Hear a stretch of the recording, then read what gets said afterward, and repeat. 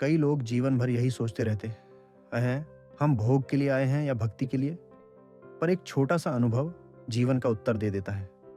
एक युवा था जिसे जीवन में सब कुछ मिला, आराम, पैसा, सुख सुविधाएं। पर एक दिन वह एक संत की कथा में बैठ गया और पहली बार उसका हृदय भीतर से कांप गया। आंखें नम थीं, मन स्थिर, और कुछ शब्द दिल में अटक गए। वो क्षण बीत गया, लेकिन भीतर कुछ बदल गया था। अब भीड़ अच्छी नहीं लगती थी, अब वृंदावन की गलियां खींचने लगी थीं।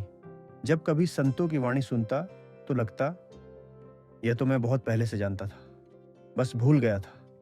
एक दिन उसने अपने गुरु के चरणों में सिर रखा और कहा, मुझे समझ नहीं आता मैं किस रास्ते पर हूं। गुरु ने मुस्कुराकर कहा, यदि जीवन में एक बार भी कथा प्रिय लगी हो, वृंदावन मन को भाया हो, या किसी संत का दर्शन हृदय में उतर गया हो, तो समझ लो तुम भोग के लिए नहीं बने। तुम्हारी आत्मा भक्ति के बीज लेकर आई है। यह रुझान ही तुम्हारा सत्य है। भक्ति का रुझान मिलना ईश्वर का बुलावा है।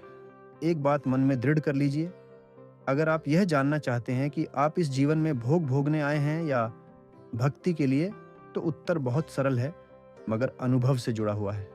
क्या कभी आपके जीवन में ऐसा क्षण आया जब किसी हरि कथा को सुनते सुनते मन ठहर गया हो, आंखें भीग गई हों और हृदय अनजाने आनंद से भर उठा हो?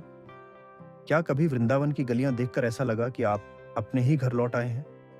क्या कभी किसी संत या सद्गुरु का दर्शन भीतर तक छू गया हो?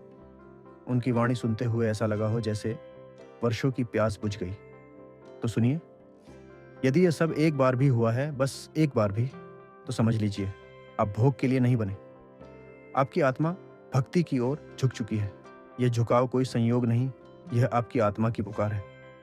भोग में सुख नहीं, बस क्षणिक आकर्षण है, लेकिन भक्ति में शांति है, रस है, प्रेम है और भगवान का साक्षात स्पर्श है। जिसे एक बार भी यह रस मिल गया, वह जान जाता है उसका जीवन व्यर्थ नहीं, वह भक्ति के लिए आया है।